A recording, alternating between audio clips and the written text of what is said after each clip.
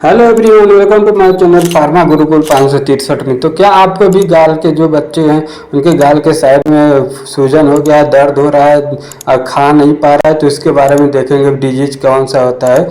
तो दोस्तों, वो होता है मांस होता है जो कि गलसुआ कहते हैं।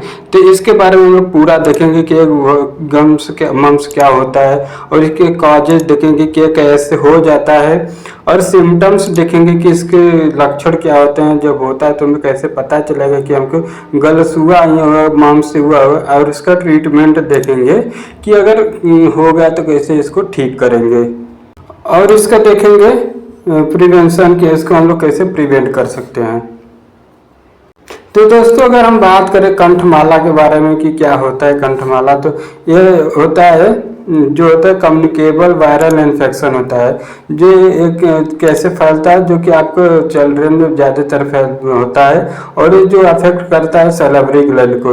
जो कहाँ प्रेजेंट होता है, आपके फेस के जो साइड में प्रेजेंट होता है, और ये जो होता है कॉज करता है बहुत ही पेनफुल होता है, स्वेलिंग होता है जब वो गलसुआ हो जाता है। ये बेसिकली आपके जो होता है सैलिवरी ग्लैंड को ही अफेक्ट करता है। और कैसे होता है, अगर इसके बारे में देखें कि ये कैसे हो जाता है गलसुआ, तो ये होता है cause by the virus that belong to the family of जो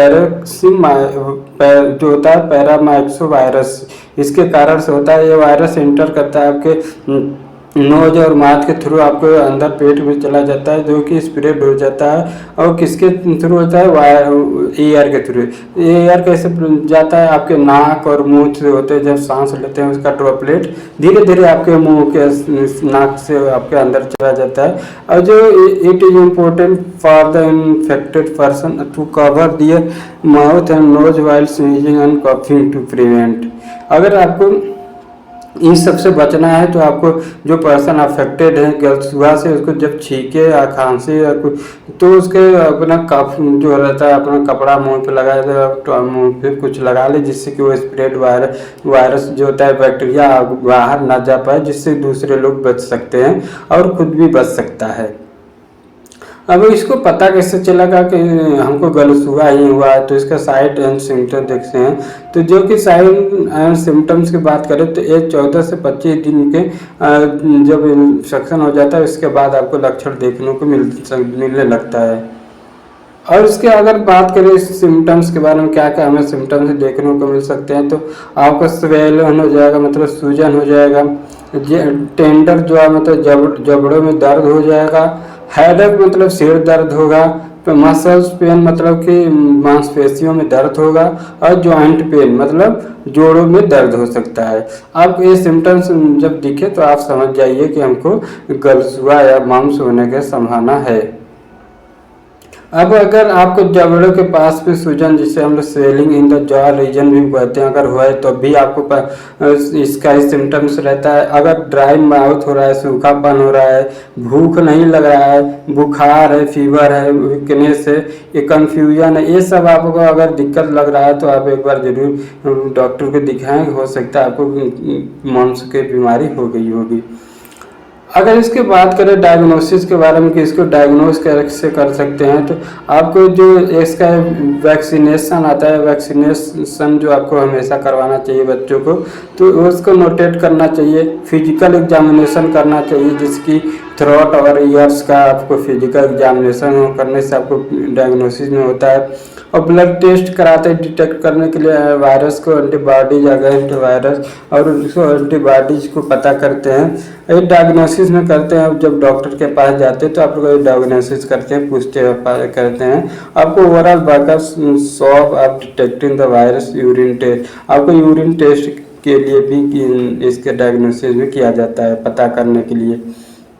अब ट्रीटमेंट की बात करें कि इसको ट्रीटमेंट कैसे किया जाता है, ठीक कैसे किया जाता है, तो ये जो होता है एंटीबायोटिक जो होते हैं इफेक्टिव होते हैं जो वायरस को ठीक करने के लिए। और ये treatment focus the relieving symptoms until the body immunity fight the. ये जब तक एंटीबायोटिक्स आपको लेना है, जब तक आपके उसमें एंटीबायोटिक्स का एंटीबॉडी ना बन जाए, जब तक आपको इम्यूनिटी सिस्टम जो होता है उससे फाइट करने के लिए तैयार ना हो जाए, तब तक आपको मेडिसिन लेना है। अब अगर बात करें आगे की ट्रीटमेंट क्या कर सकते हैं, तो आपको isolation from the prevent to spread of infection. जो व्यक्ति, जो पर्सन, जो बच्चे अगर इन्फेक्टेड वायरस बैक्टीरिया से, उनको जो होता है आइसोलेट करके रखना चाहिए, जिससे कि वो दूसरे को जो खांसे सीखे या तो जो भी हो स्प्रेड ना हो सकते, क्योंकि एक कम्युनिकेबल डिजीज होता है, तो आपको एक से दूसरी जगह से हो सकता है। जैसे कि आपके खाने पीने वाले सामान भी छुएंगे तब भी हो सकता है। अगर आगे बात करें कि कौन सा मेडिसिन इसमें लेते हैं, तो पैरासीटामोल बेस्ट रहता है, जो कि आपको किसके लिए यूज किया जाता है, फीवर रहता है तो इसको ठीक करता है। अगर आपको आइबुप्रोफेन ले रहे हैं स्वेलिंग के लिए, अगर स्वेलिंग जैसे रहता है देखे हैं, तो उसके लिए आइबुप्रोफेन बेस्ट रहता है। अगर आगे बात करें कि क्या होता है, तो वार्म और कोल्ड कंप्रेस फॉर स्वेलिंग, जो आपको सिकाई करे गालों के जब सूजन है वहाँ पे, और इसका अवॉइड फूड करना चाहिए रिक्वायर से भी।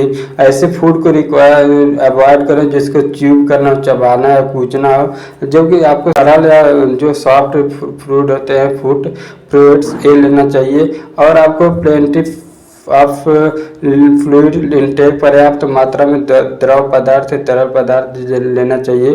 तो इसके जैसे malaise, pumps, rubella, MMR vaccine जो होता है बेस्ट रहता है आपको वैक्सीनेशन के लिए। अब आगे बात करें प्रिवेंशन की, किसके कैसे प्रिवेंट कर सकते हैं, तो आप प्रिवेंशन में जैसे कि MMR वैक्सीन रिकमेंड करना रहता है। एक अकॉर्डिंग टू CDC रिकमेंडेशन ये होता है, all children should be receive 2 dose of the MMR vaccine.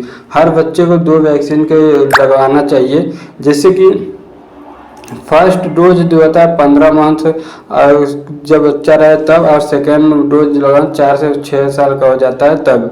ये जो होता है 28 दिन जब बर्थ हो जाता है 28 दिन के बाद दे सकते हैं, क्योंकि जो एंटीबॉडीज होते हैं ट्रांसफ़र होते हैं उसके मदर से बेबी, और ये प्रोटेक्ट करते हैं सर्टेन डिजीज। कुछ डिजीज से एंटीबॉडीज होते हैं मदर्स के, वो बच्चों को अपने प्रोटेक्ट करते हैं 28 दिन।